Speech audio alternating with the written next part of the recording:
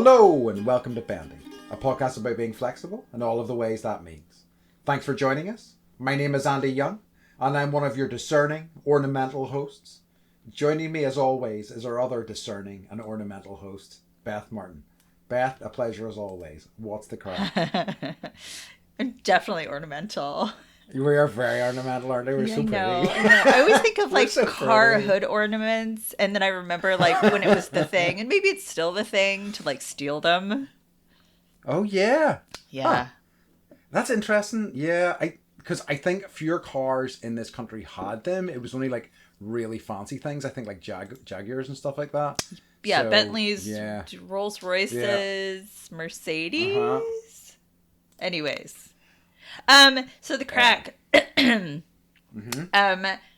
good news, I guess, is that Mike finally tested negative for COVID today. Congratulations.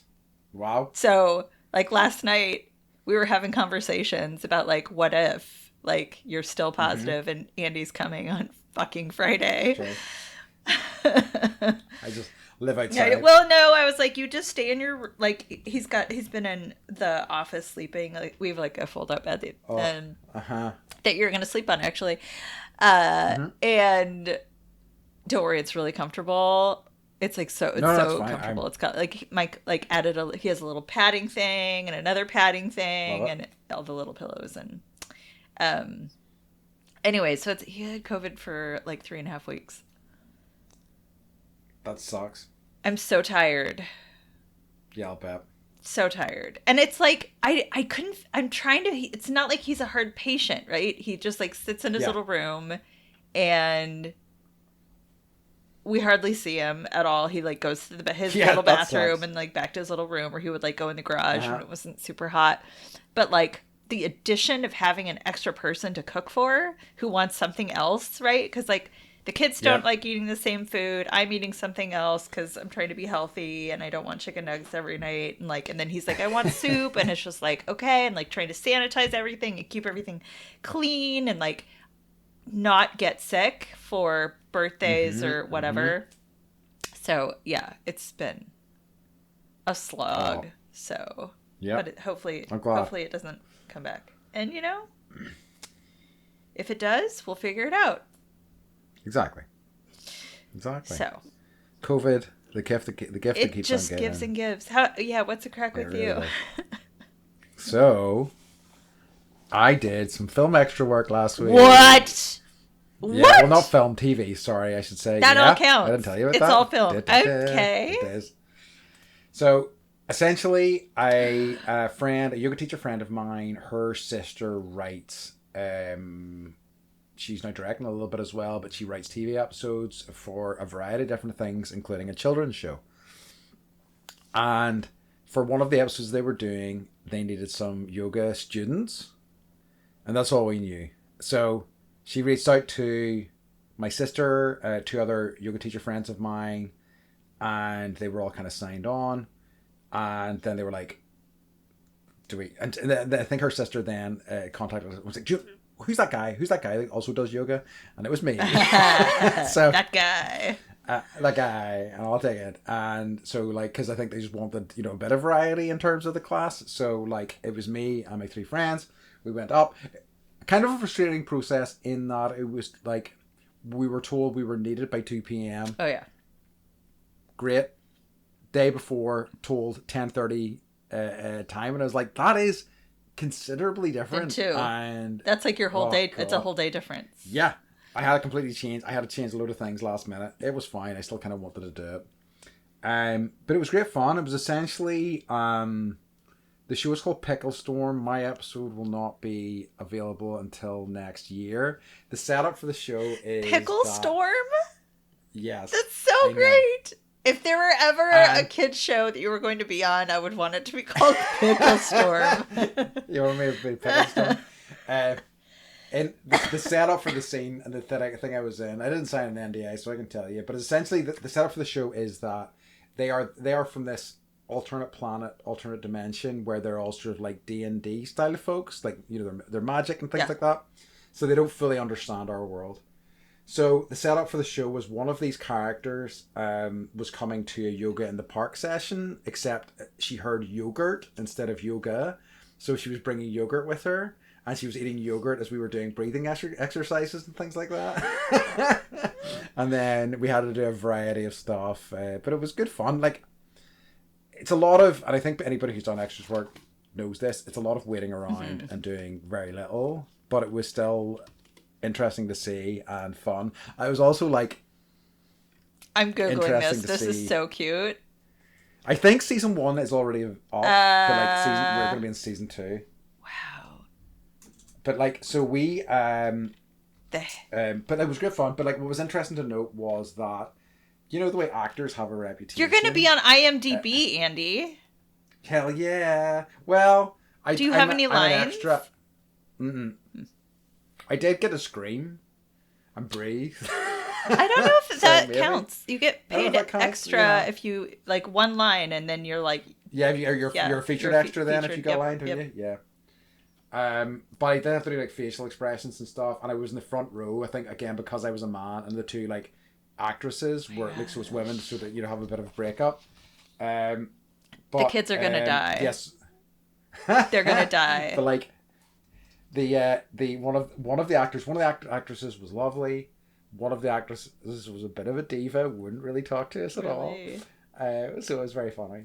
But yeah, it's so it was it was fun to do, and it was nice. Like I don't think I've told you this before, but like I years ago went to a recording of a game show and got picked from the audience to be in the game show. Now it wasn't a proper game show. It was like a comedian doing a thing. It was kind of a bit silly, but I got plucked from the audience for that.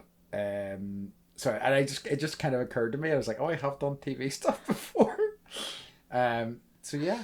So not my first foray on TV, and all my friends who I were with,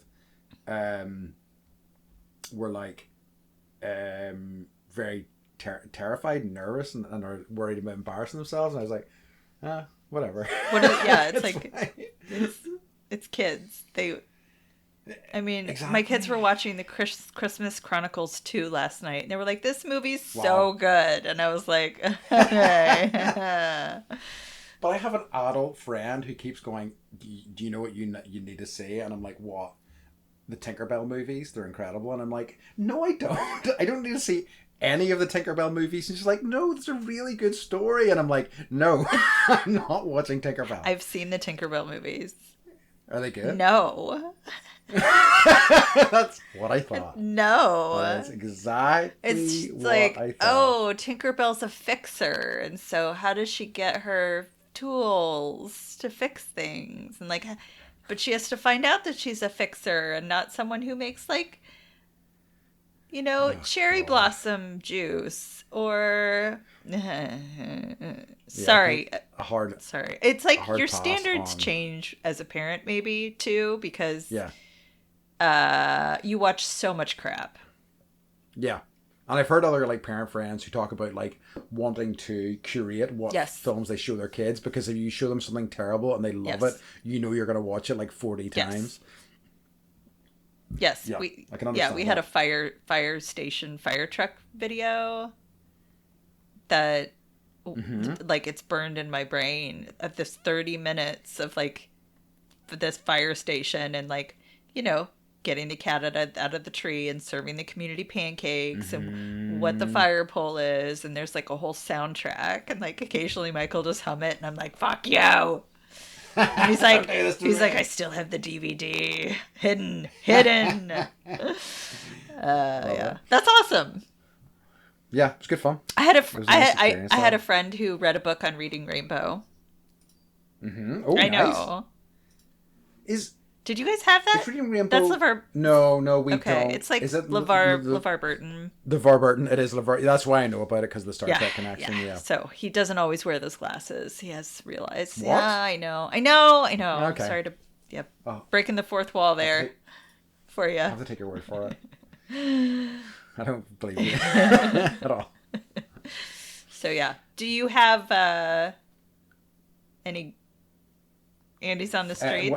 What's occurring? Yeah, or No. I do. Okay, well, I do kind of. I have a. My cousin has been living in Australia for a few years, and he recently returned home. Welcome home. And welcome home. He may be staying, he may not. We're not too sure yet. But I saw him for the first time in ages and had a nice chat with him. And his Australian girlfriend is going to be coming over here in a few weeks. And he's like, "How's the podcast going?" I'm like, "Good." And he goes, "Yeah, my girlfriend's listened to quite a few episodes of it." I'm like, "What?" Okay. Wow. We're really big in Australia. So, yeah. Amazing. Thank you so much for listening. Thank you for listening. That's awesome. So it is awesome. I also have, right, okay, so this is going to go poorly, but I have a new feature. Okay, he means poorly, not pearly. I mean, I said what I meant. Oh, Jesus. Okay, look, don't accent check me, okay? So it's called this new sequence, because I was looking at some of our old information, and I thought, you know what we need to do, and you know what we haven't done in a while? A turnip date. So like a turnip update. Yeah. Oh, a turnip date. Like, I get it. Yeah. I get it. So I'm calling it turnip date, and I was like, what's more tortured, turn update or turnip? This is good. Date? You've been like taking this all week, haven't you? I'll just be collating turnip news from around the world, because like I feel like turnips were such a key part of our early episodes, and I'm like, it's such a shame to lose that. So so for those who need to catch up to where we're at, the Irish invented the Halloween pumpkin through turnips. Google it. Yeah. Yes, they did. And is prepared to be freaked the fuck out. They're significantly more horrifying than pumpkins. Like, pumpkins look cheery and nice. They're like a nice color. Yeah, they're like goofy and like silly tea. Yeah, they are. And not like... But turnips look genuinely horrifying. Yeah. Okay, so turn update. Here's the bad news. I hate bad news. I did look for some turnip updates, turnip news, and the most recent piece of turnip news was from April 2023. So, I have found an article on how to grow turnips, sow and grow the crop throughout the year for an abundance of tasty roots.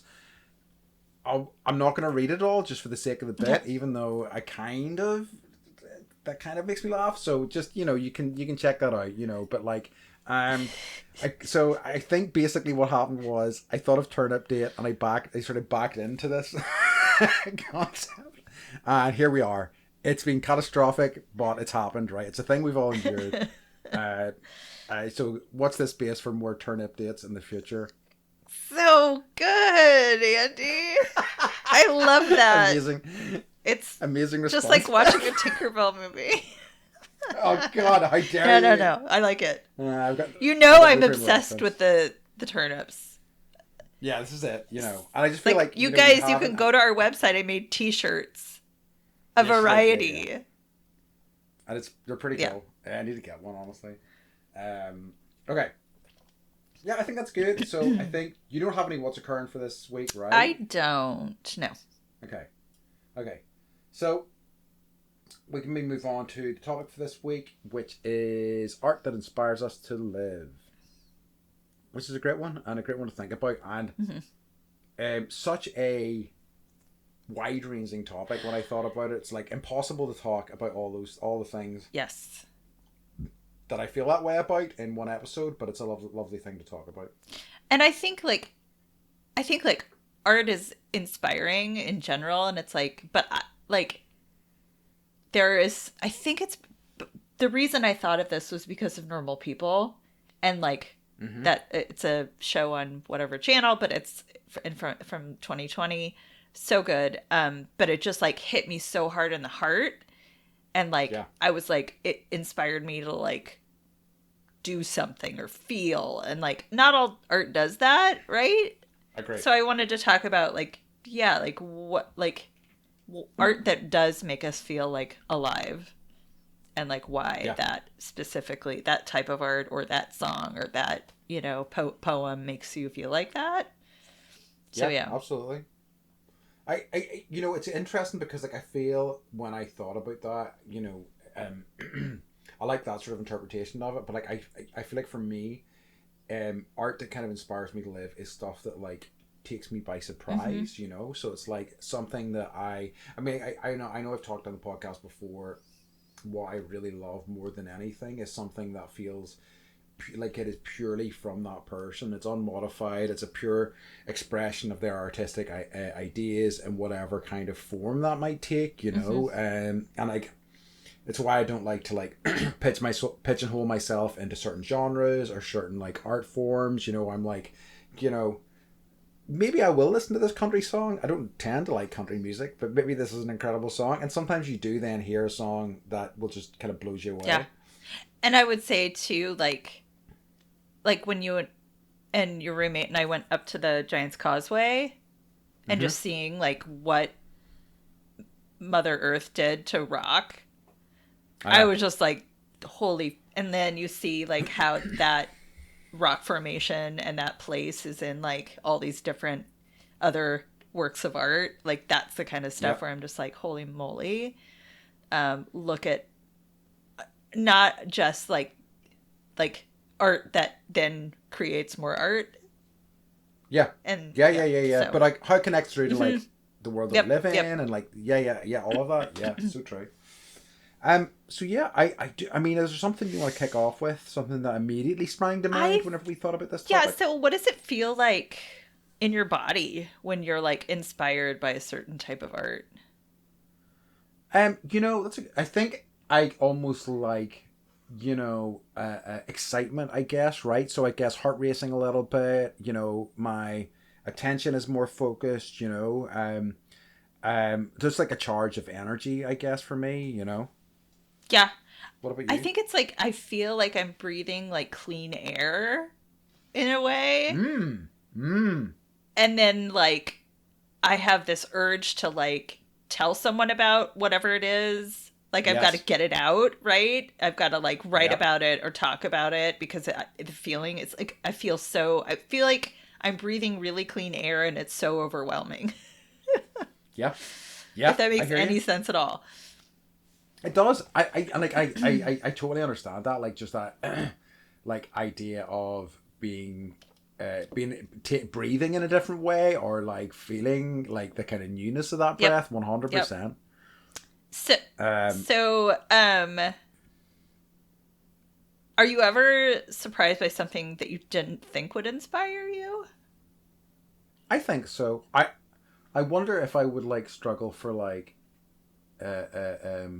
examples of that, but I definitely have been surprised by stuff and like you know, watch things like I think it's I what's the word I'm looking for, absorb or take things in with quite intentionally all too often. Do you know what I mean? So like just coming across something by surprise is rare. I think the arena that happens in most of all for me is music, because I love listening. There's a radio station that I love listening to that plays a lot of cool new stuff, a lot of cool old stuff, and I just love more than anything just like driving along, hearing a song and being like, whoa, what is this? Yeah. This is incredible. It's the best feeling. It's the best feeling.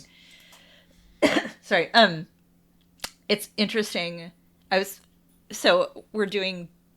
kids are doing dishes now finally because we're old enough to like handle knives and juggle them. And so I put on, apologies for if I pronounce her name wrong, but Imogen Heap. Yep. And her song Hide and Seek, the Where Are We? And Harper like froze and was like, what is this? And then like Mike was out of town, so I was like, all right, we're gonna like play it as loud as possible. And she just danced around the house and was like, can you play it again? And danced around the house and was like, can you play it again? And it was like, that's another reason I wanted to talk about this, because seeing it in other people, I'm like, yeah, I want more of that feeling. Like, bottle that up and sell it, please. There's one of my favorite kind of examples of that is, and it's a show I think I've talked to you about before, which is Joe Pera Talks to You. And it's just a show about this wee sort of Midwestern man kind of living his life. And it is ostensibly a comedy, but like it's one of these comedies where, you know, the lines between real life and, you know, the comedy are kind of quite blurred. And in one of the episodes, it starts off with him doing a talk in church.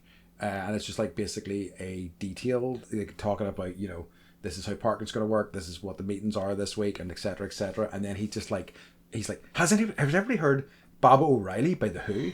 It's incredible. And then like everybody's like, yeah, everybody's heard that song.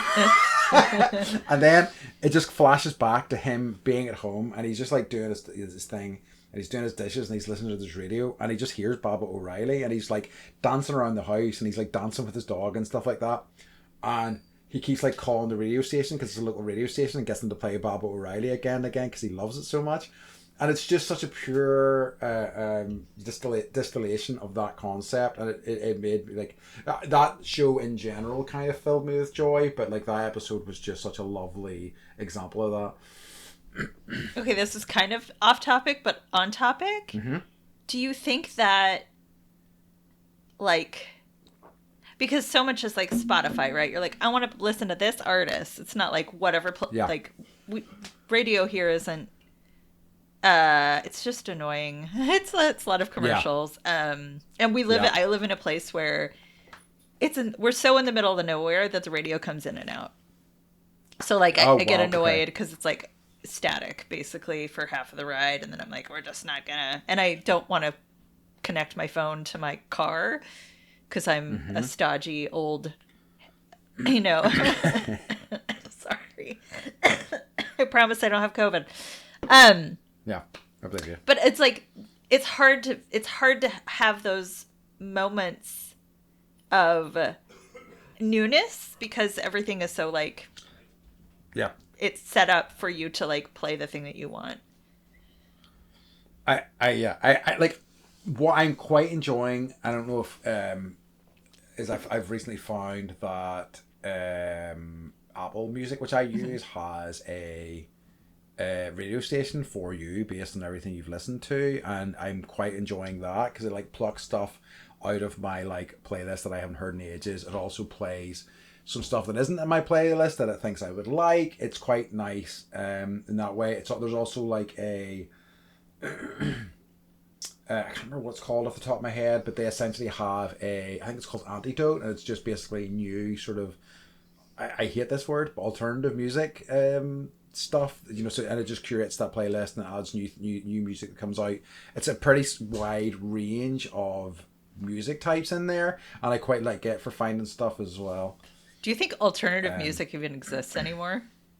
Oh, it's like I'm kind of the opinion that like a lot of musical genres are a waste of time. I think they very generally get you into the area, but they are pretty useless for the most part. Like I heard an ad in a radio station the other day, and it goes, playing all your favourite indie bands, and then it played Queens of the Stone Age, and I'm like, are Queens of the Stone Age indie? I don't think so, but maybe they are. Who knows? Whatever. So like, I feel it can like give people a vague idea of what direction you're heading in, but I think that's as good as it gets, really. Yeah.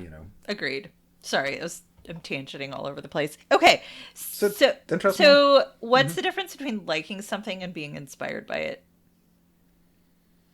for you?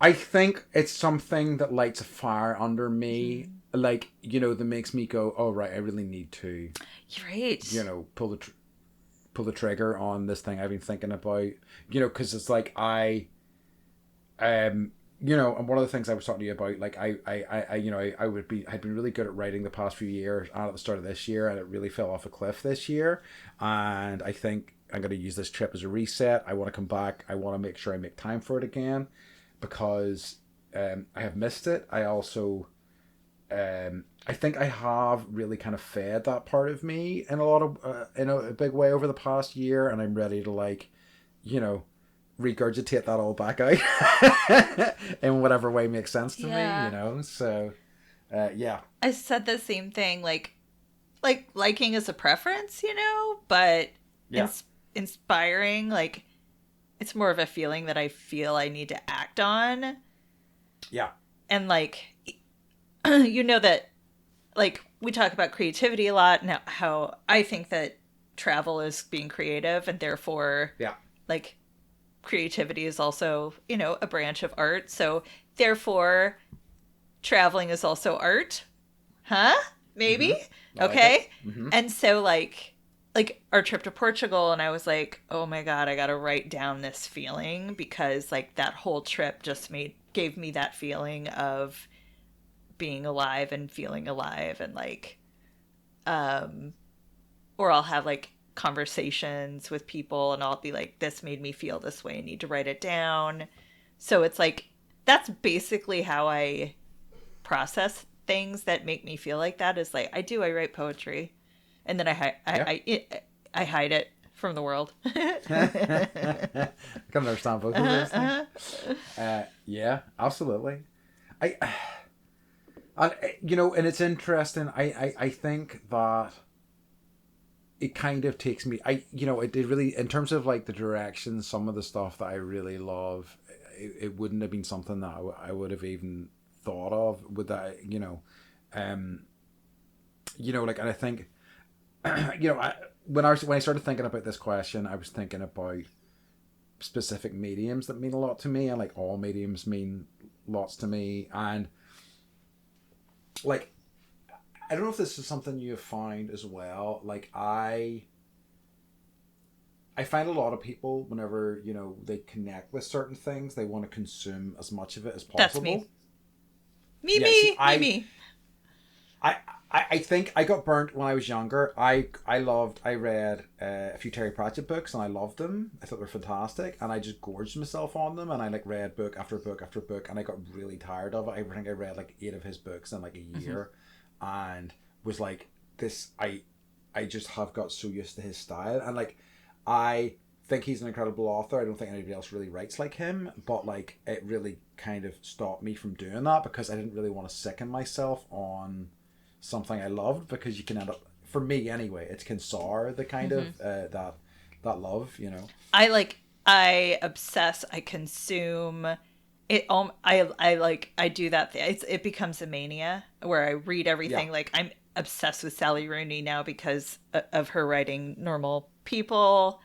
And so I just got Conversations with Friends in paperback, and I'm going to read an actual book again this year. Oh yeah. I know, right? But like it becomes a problem for me is then once I'm done reading every single one of Anne Rule's murder books, based on actual true crime, I can't find that next thing as quickly. And like it's like I run out of everything, and then I'm like, what do I do now? And then I have to just kind of wait until I get inspired by something else. And sometimes it can take like 6 months, and that sucks. Like, I think that has always worked.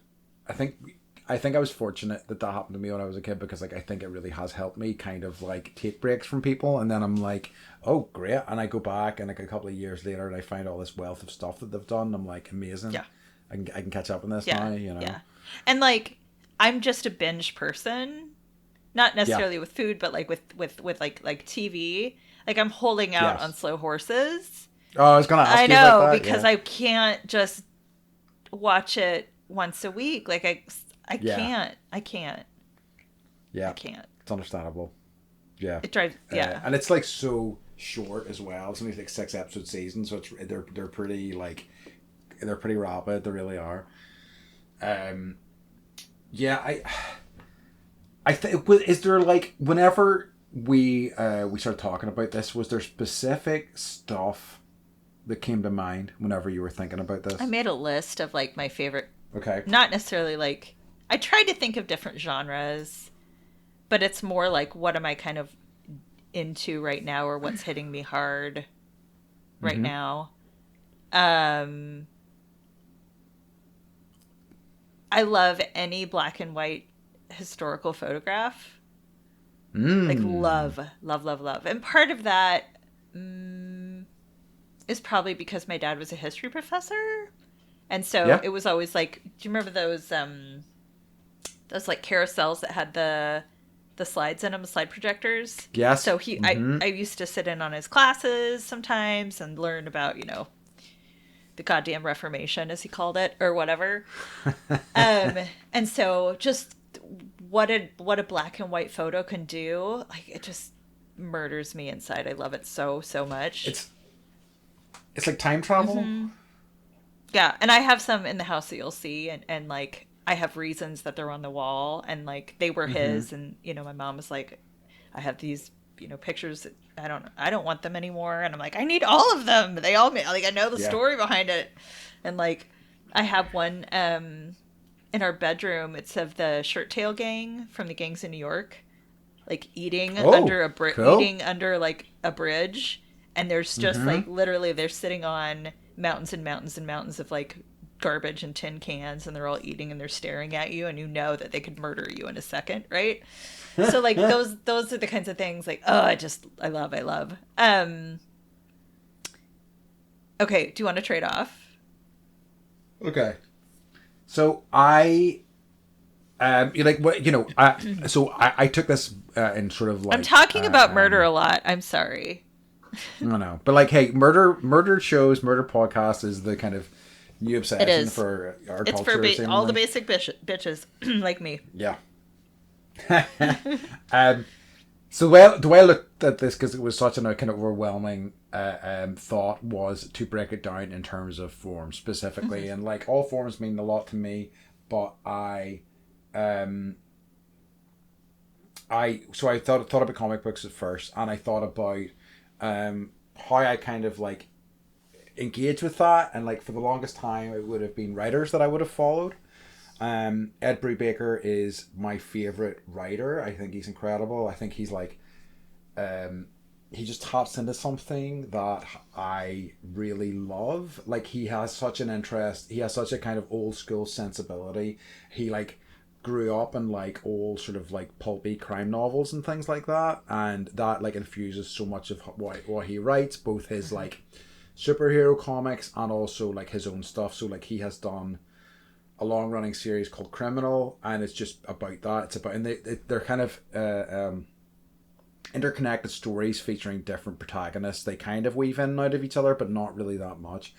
And the way he writes, how he puts his characters together, it's always incredible, and it's always a good time. I think I might have talked about one of his comics and the things that bring me joy recently with the Reckless comics, which were like a guy called Ethan Reckless, and he's like this kind of hard-boiled kind of private eye detective type thing, and they're just like really pulpy and really silly and lots of fun. But like, I also have noticed in recent years that that's the kind of common thread in terms of what I love with comic books, because like he's got this old school vibe, but also in artists that I follow.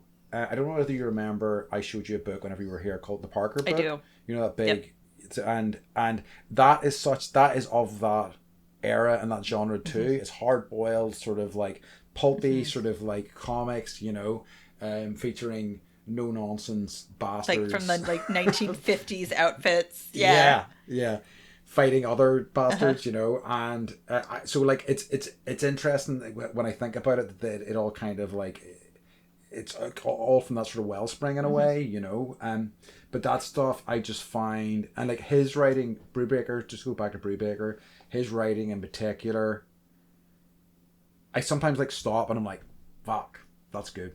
Like, that's a really good turn of phrase. I really like, I like, it's one of these ones where like I hope, if once he wrote this, he like was like, you know what, that's me done for the day. I deserve it. I've earned my break. It's so goddamn good.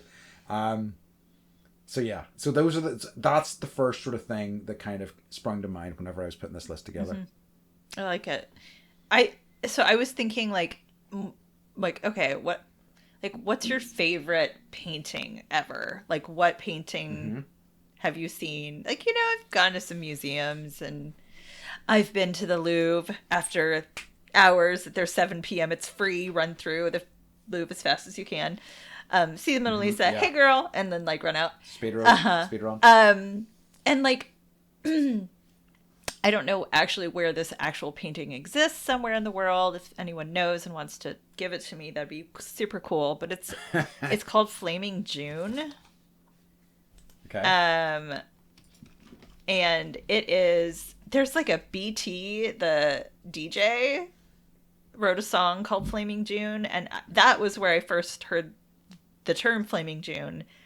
But the painting itself, like I Googled it for some reason and I found the painting and I was like, oh my gosh. Like, so this BT song with this painting, and Flaming June was actually in Trainspotting. So it's like the toilet scene.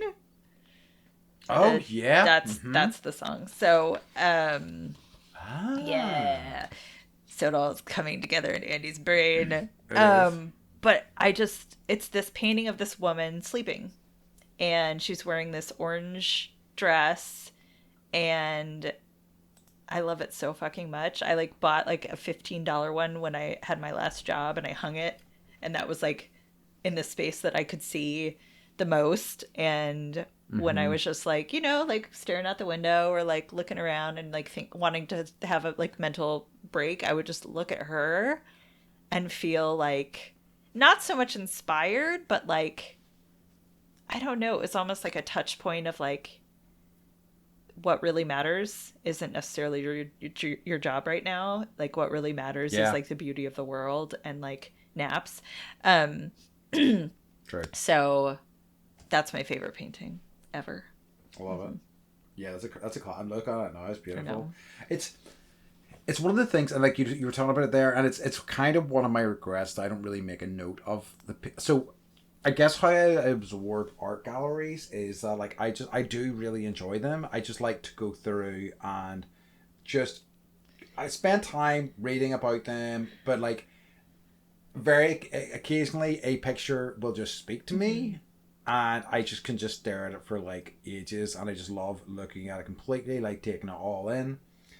And I think that will happen maybe once or twice in the average sort of art gallery, that something in particular will just really resonate with me. It never happens to me.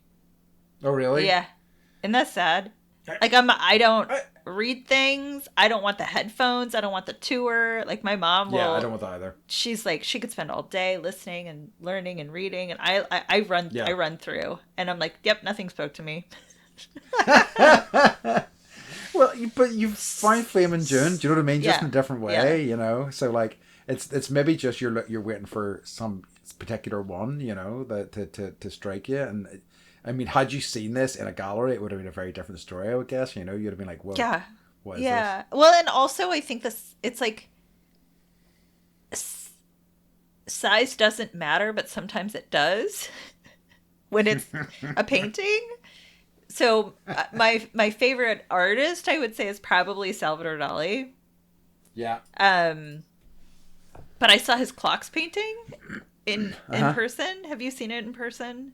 I don't know if I have. Like, is it in the Louvre? It's like the size of like an 8.5 by 11 piece of paper.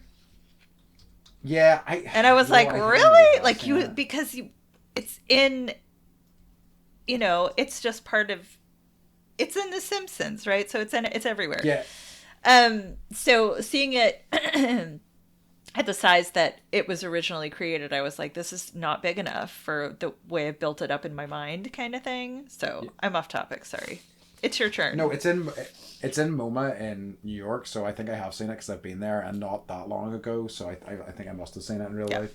Made an impression, huh? I guess so. Not for me. Pass. To the surprise of no one, my favorite artist and the one that I resonate most with is Roy Lichtenstein, which if anybody knows, I feel like you've talked about him before. He does like pop art, so he does like very kind of like right? This isn't is it the dot people? You know what I'm talking about? Yes. So lots of dots, because like that like was giant for printing for comic books. So lots of dots. Okay. Yeah. Like I've seen people dressed up as his paintings for Halloween, and I've always been very impressed. Yes, because I have one of his prints that I got from MoMA that is up in my kitchen. But yeah, so yeah, a guy that does comic book stuff is my favorite artist. Surprise! But he says things like, "This is not art," or "This is not a painting," or something. Yes. Right. Are there like I freaking wish I could remember what is on the print that I have, but it's essentially like a very sort of you only see it every day. Pulpy. Yeah, I know, right? It's terrible. But right, okay. So the other thing that really and a writer that I don't know if I talked about in our books episode was Michael Chabon, Mm-mm. who I he is another writer like Brubaker who I have more and but more than anybody else, he has a way of writing that I'm like, God damn, that's so good. That's such an impress. Like I can just feel it. I'm there in a way that I very few other writers can do in my eyes. You know, um, I and again like it all ties back to comic books like The Adventures of Cavalier and Clay. I think was the first book of his I read, because it was like basically a fictionalized story about the kind of origins of like comic books. So it was like about a um two cousins, one who grew up in New York, one who was like a closeted gay man, and one who escaped basically the Nazis, and moved to New York, Mm-hmm. and they kind of end up founding a fledgling sort of comic book company. And there was so much in that I was just like, this is absolutely sensational and um, evocative in a way that I think other writers don't. Certainly for me anyway, doesn't resonate the same way. Mm-hmm. Sorry. I'm so sorry, you That's guys. quite all right. No, I think like the other one, and I think, and I'm gonna try to search his name here. Philip Pullman, you know the Northern Lights trilogy, the Golden No. Compass. Okay, so they've made a TV show for this. There's three books. It's essentially about a world where people have these like familiars that are like connected to them. Okay. The first movie had Daniel Craig in it, and the TV stuff hasn't went very well, but it's based on a trilogy of books, and I find Is that why he has the long his hair right now? who Daniel Craig. oh Okay. no he did this he did that Long movie. time ago. Okay. Jeez, a long Okay. time ago. There is a TV show that has what do you call the guy that wrote Hamilton? Oh, Lin Manuel Miranda. Yes. Yes, he's in the more recent TV show and things like that. I haven't been super crazy about the TV stuff, but I think the books, especially the first book, are just sensational. This probably speaks volumes about my relationship with food. He writes about food in a way that I find absolutely incredible. I can taste it in my mouth. He's wonderful, but he's just generally a good writer. There's a lot of like back and forth about what those books are about and whether they have like a Christian allegory and stuff like that. But I think it's quite a compelling trilogy of books. I I've not given into the obsession, but I've read Joan Didion's Year of Magical Thinking, and that Oh, it hit me. And like it's about going through a traumatic event. Her she lose her husband and her daughter in the same year. It's oh yeah, yeah. Mm-hmm. and I think it was the same year, and just what the process of grieving was like for her. And it's not magical, right? It's Yeah. not a happy book. It's having gone through the loss of a parent and the grieving process, it was just everybody grieves differently, but it was like I was able to find someone who kind of grieves the way that I do. And like express that in a way that It was like you I connected with. totally was like I could have written this. Yeah. Not really. It would have been like a C plus, her as opposed to her AA plus plus plus. But it definitely like put things in perspective for me. It made me feel not as alone. And then I was like, what is like this feeling? And I started reading the book because I watched the documentary about her. And she's this tiny, like 80-pound, unassuming person who doesn't, or she's passed away now, but doesn't care about, what she looks like, if she eats. Her love of the written word, her love of sort of like the anthropological aspects of humanity. love that in general. It's why I watch so many documentaries, I think. Um, but I just, watched a documentary, I read the book, and then I was like, I need to write and write and write. And that inspired me. I wrote for like 3 months after that, just having read her book. Because it's like, okay, this is possible, then I can also, do something with my words. Yeah. And then I forgot to keep writing. Yeah. That's how life goes, right? No, I like that a lot. Yeah, it is interesting. I think, I don't know, there's something about connecting with a writer, like an author in particular, that I just has a weight to it in a way that maybe other stuff doesn't. And even though I think music and things like that can feel slightly more ephemeral in a way. There seems like a solidity to like books that is just different, Yeah. But like, I fucking love music, all right, so don't nobody say anything.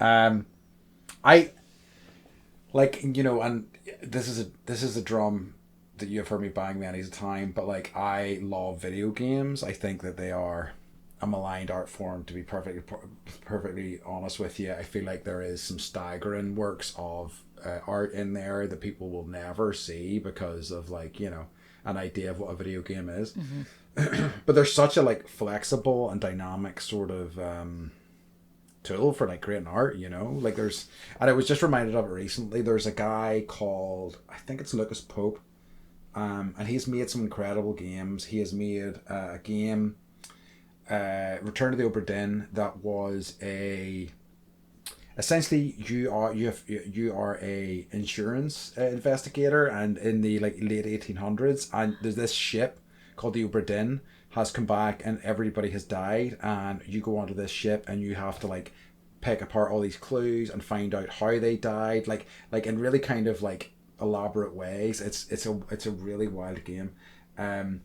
He also did a really incredible game called Papers, Please, that was, you were a border guard on a fictionalized Eastern European town, and you were responsible in a limited time frame checking people's IDs, letting them through, or not letting them through based on information that you found. And if you made mistakes, you got your pay docked. You had to go home at the end of the night, decide if you had enough pay to feed your family and things like that. So it was really weighty because you were both making decisions that impacted people's lives majorly under a tight time frame, but also with the knowledge that those decisions would impact your family life as well. It was really incredible. That doesn't sound like it's a lot of fun, but it was very cool. It's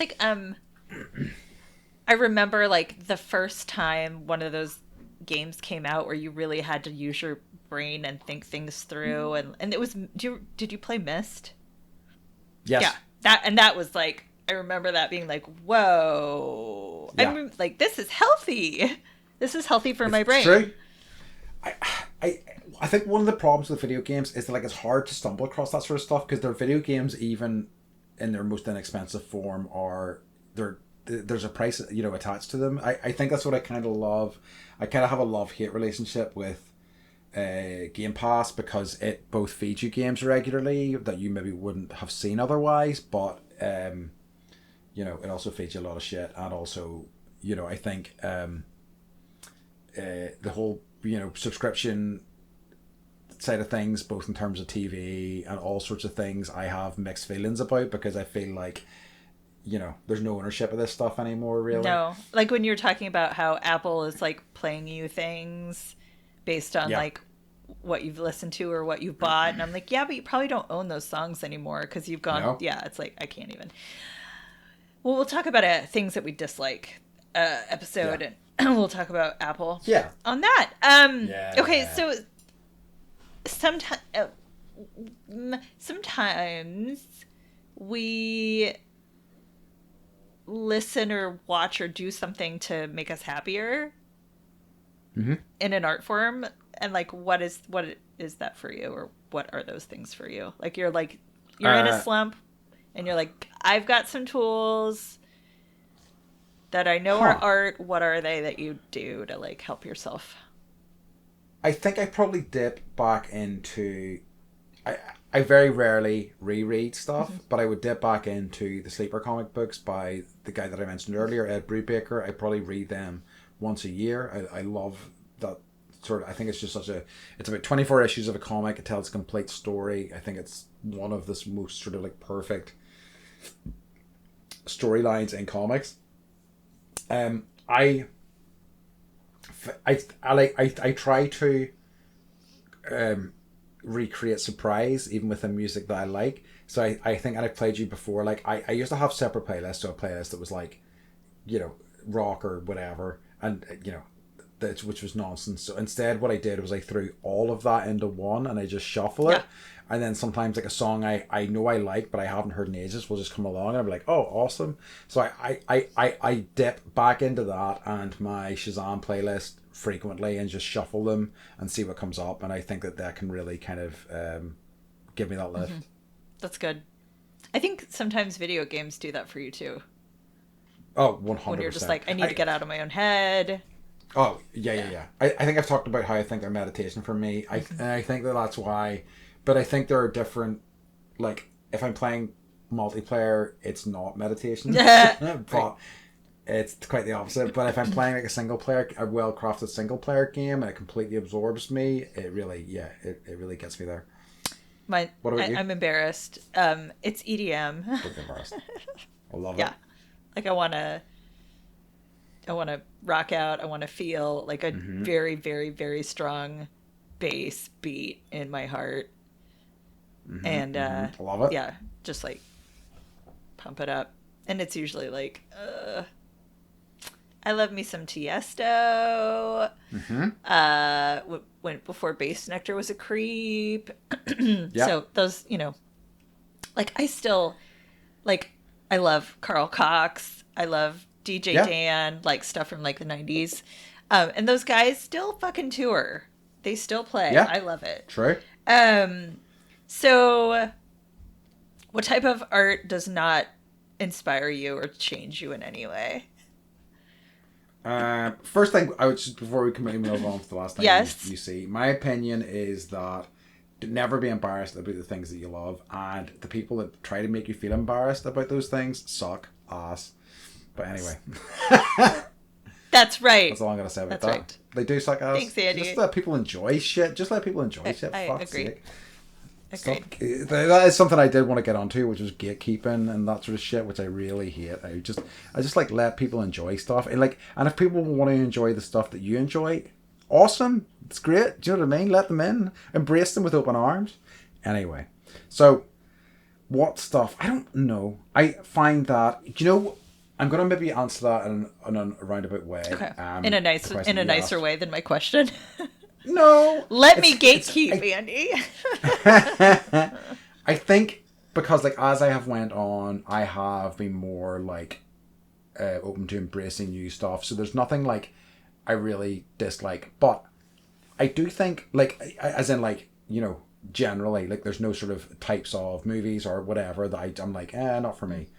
Because I used to say I wasn't a big fan of horror, but I know why that was, and now if somebody says this is a good horror movie, I'm going to watch it. But what I was finding interesting is that I feel like there is art that inspires me to live that I didn't particularly enjoy. And one of the things that a few movies I saw over the past year that I feel fit into that were Beau is Afraid, which was the Ari Aster movie. I have not watched it yet. I don't know that I can recommend that movie. Okay. It's a fucking fever trip. I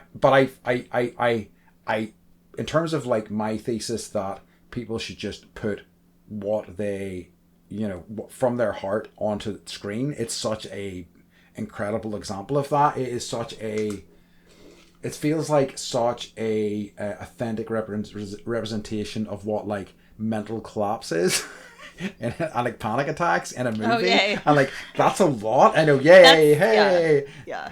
What's that Jared Leto movie where he's a heroin addict? Oh God. That's that one for me. That's where it's just every scene you're just sadder and sadder, and it physically hurts your body to see these two wonderful people in love, like going. That's a famous Requiem for a Thank Dream. you. Yeah, that movie yeah. is a fucking nightmare. But yeah, it's great. Yeah, so it's like I came away after watching Beau is Afraid, going inspired to create because it was just such a compelling, version of, like I say, maybe it wasn't for me. I don't think it was for many people, that movie, but it was just like such an authentic representation of him, and I felt the same way about Kinds of Kindness, the Yorgos Lanthimos movie. I really enjoyed Poor Things a lot more. Kinds of Kindness is bonkers. Okay. And every wild choice that he made in that movie, I was kind of like, okay, okay, Yorgos, let's see what else you got for me. I had other friends who were like looking around, going, "What the fuck is this?" And I'm like, okay, let's let my man cook, as we talked about in previous weeks. Right. Yeah, I think I don't. Like, Renaissance paintings don't speak to me. Sad Jesus. Sad Jesus. Like, I can't. It's like, I've been to some museums recently, and it's just like they're whole wings of sad Jesus, and I'm like, I'm sure he had some happy days. I'm sure there was. I mean, that guy's got a lot on his plate. This is true. This is true. But I mean, so did Buddha. Straight. Anyways, he's a lot happier. I know. He's got a better attitude about this whole thing. Generally about everything, right? So, I don't really like modern art. Like, it doesn't really speak to me.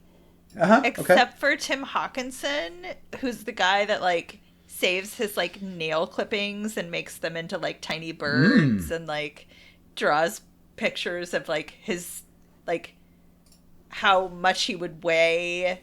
No, he made a lead sculpture of his feet in kilograms for how much it would like weigh the same as him, and then he's always drawing pictures of his anus. I don't know, but I love his shit.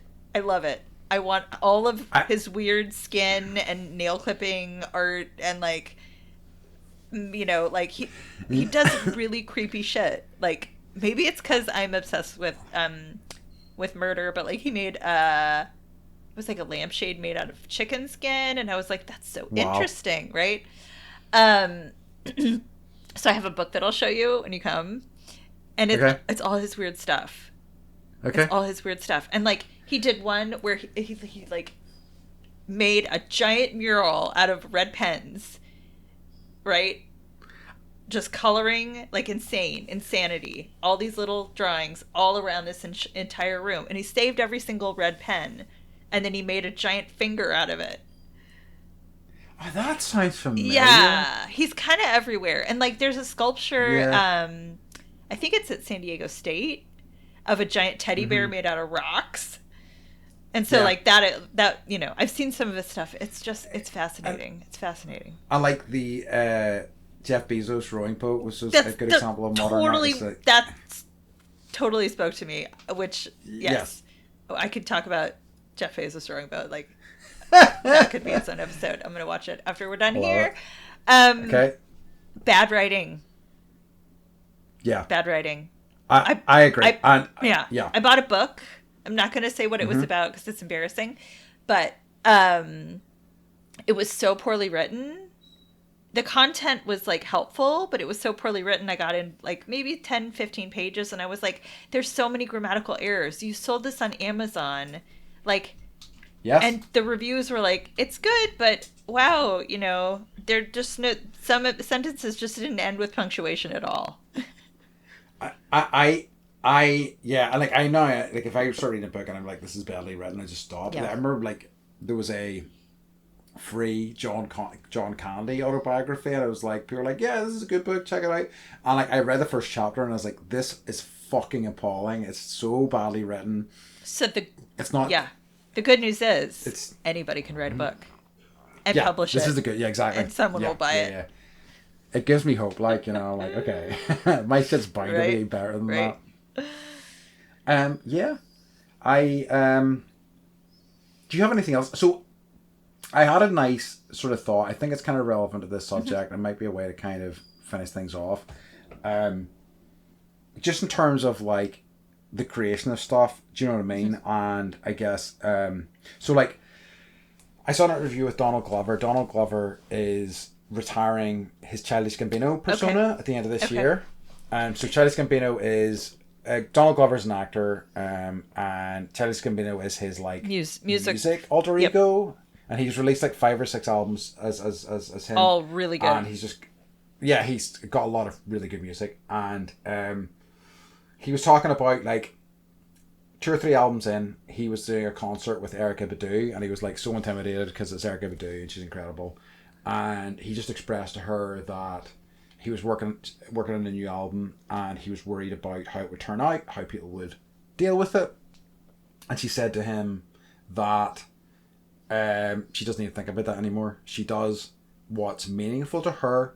How people consume it is entirely up to them. Maybe they consume it in the car, maybe they consume it on a walking along, maybe as they're doing their laundry. It's just got to come from her, and it's got to be purely her. And he was like, that's one of the best pieces of like, I think that was in response to him being asked, what's the best piece of criticism you've been given, which I think was a really good way to answer it. You know, it's like not negative criticism, actually like just, you know, be authentic, you know, do stuff that is meaningful to you, art, you know, and I think it speaks to our topic in terms of art that inspires you. I wonder too, like, what is the catalyst for people that feel the need to share instead of doing something in the you know, in the darkness? Not the darkness, but like, you know. No, internally rather than externally. Yeah. Like, what is that? And I don't know if I have that or not. Yeah. I don't know if I have that or not. And I don't know if I need to figure that out yet either. I think you're right.